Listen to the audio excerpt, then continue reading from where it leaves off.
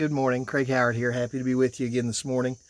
Um, did you know that every dolphin develops their own signature tone or whistle? Um, it in effect becomes their name. After they're about a year old, they develop their own signature noise of some sort, their own signature whistle, and that other dolphins learn that tone and can mimic it to call that dolphin by name, and that dolphin will respond. It's been studied at several different universities that these dolphins can call each other by name, and each one of them has their own name, and each one of them can learn their own name, and sometimes even they can learn other dolphins' names.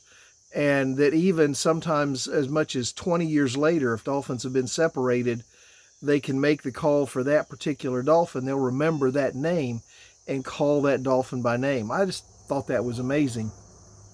What's also amazing, or equally amazing, is that not only do each of us have a name before God, but that God knows every name.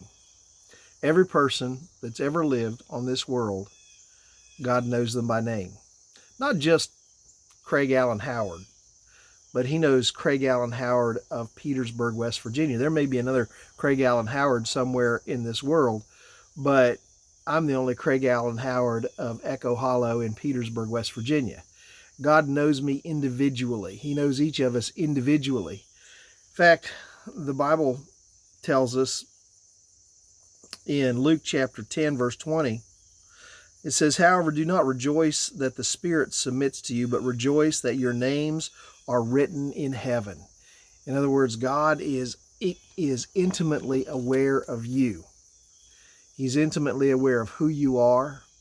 He knows who you are. Among the billions of people in this world, God knows you. And He remembers your name. He remembers who you are and what your needs are and what your individual quirks are. For some people, that'll be a little bit frightening. For other people, they'll be indifferent to it. But some of us find it very comforting and very encouraging that the God of the universe, the God of all that is, would care enough to bother to know who I am. When I bow my head in prayer and when I talk to God, I'm not just talking to some random deity out there that doesn't really care much about me. That's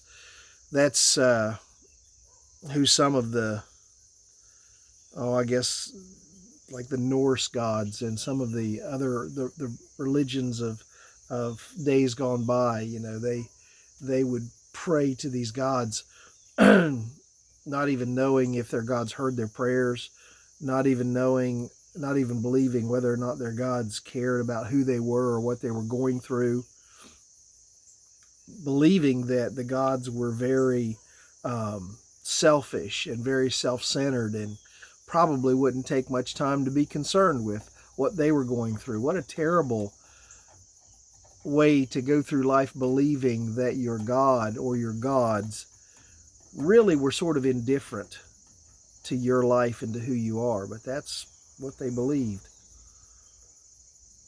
I'm so thankful that when I bow my head in prayer, I'm praying to a God who cares about what I'm saying. He cares about who I am and what it is that I'm concerned with in that moment.